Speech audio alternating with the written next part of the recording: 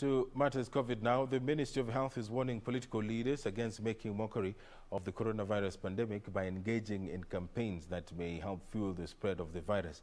The ministry said it was unfortunate that political leaders had thrown caution to the wind and are behaving as if it was business as usual. The warning came as the country recorded 10 new fatalities, 7 which had no underlying conditions, with 96 people testing positive for the virus from 3,270 samples tested in the last 24 hours. Purity Musel reports.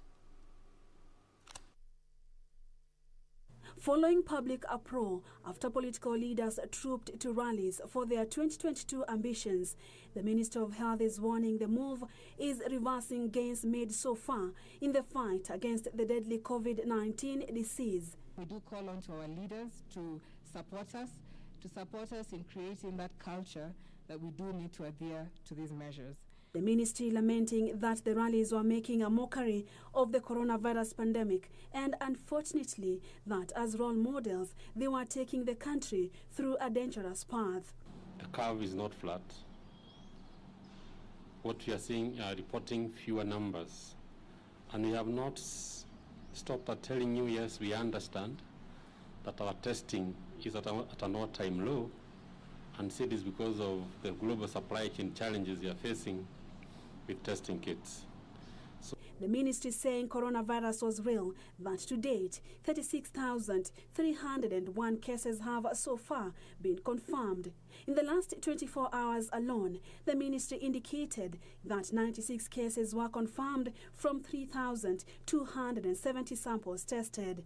Sadly, over the similar period, the country recorded 10 deaths, out of which 7 had no underlying conditions, a pointer that all are at risk. There are many kinds of coronavirus, and the one that we're dealing with seems to have effects beyond the respiratory system. This means it seems to have effects beyond your chest, beyond the coughing. It affects other, organs. It's a multisystemic sort of type of virus. Nairobi accounted for the highest number of cases, recording 26 cases, followed by Kisii with 10 cases. Busia recorded 8 cases. Mombasa, Uasin Gishu and Kisumu, 7 cases each. Machakos 6, Kericho 5, Kilifi 4, Samburu, Nakuru, Kajiado and Kiambu counties registered 2 cases each, while Bomet, Embu and Kakamega reported single cases. From our cases today, all are Kenyans except for 4 who are foreigners.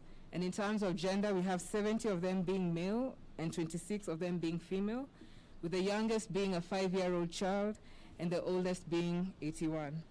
121 new recoveries were recorded during a similar period, bringing to 23,364 the total number of patients who have recovered from the virus since April 1st. Cases cleared on Tuesday included 97 under the home-based care program, while 24 from health facilities.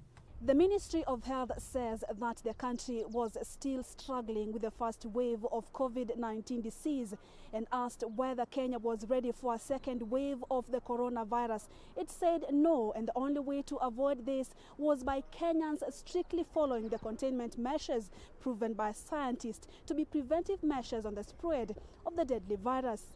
Purity Museo, Channel 1 News at Afya House, Nairobi.